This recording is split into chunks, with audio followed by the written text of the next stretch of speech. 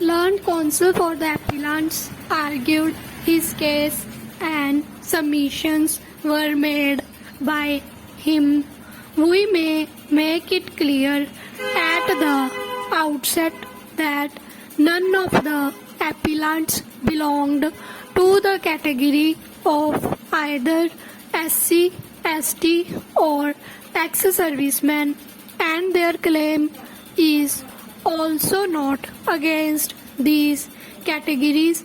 Hence, we consider it unnecessary to consider the validity of selection of the candidates made in these two categories.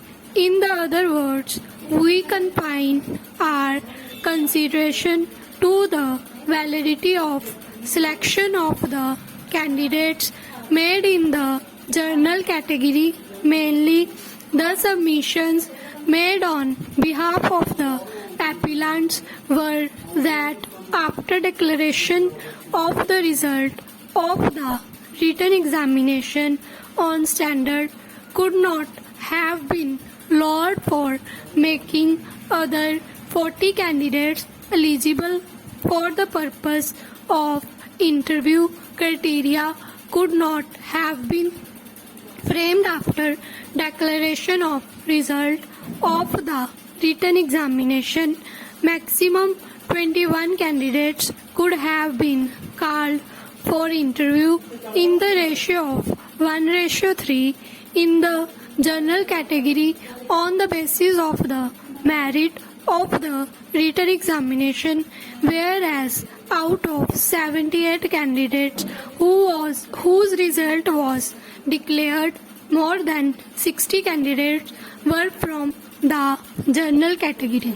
Next para, learn additional solicitor general and learn senior counsel for the respondent at the outset submitted that they have preliminary objection for the very entertaining of these appeals and considering the contentions advanced on behalf of the appellants on merits having regard to their conduct.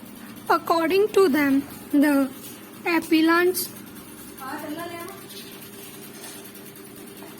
made deliberate misrepresentation with regard to the allocation of marks, stating that 150 marks were for the written test and 100 marks for interview.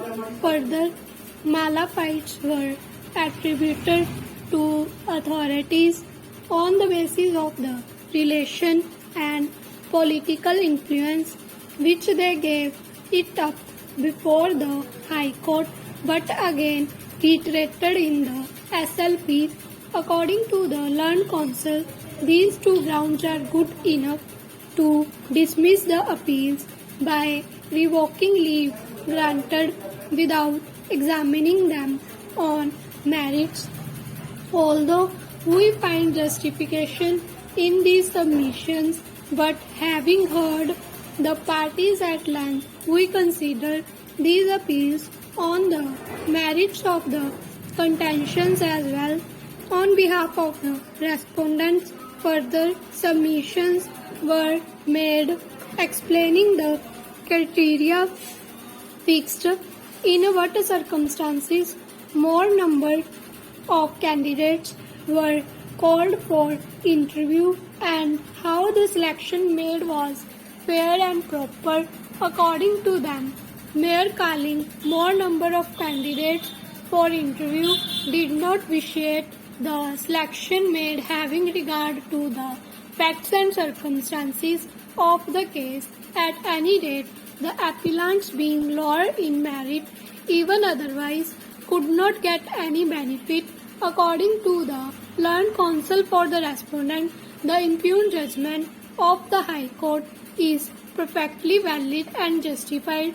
They also submitted that pursuant to the selection made, the selected non-official respondents have been continuing in service since May. They are continuing in service for about 5 years by now, and As such, these are not the fit cases for exercise of jurisdiction under Article of the Constitution of India to interfere with the impugned judgment and order.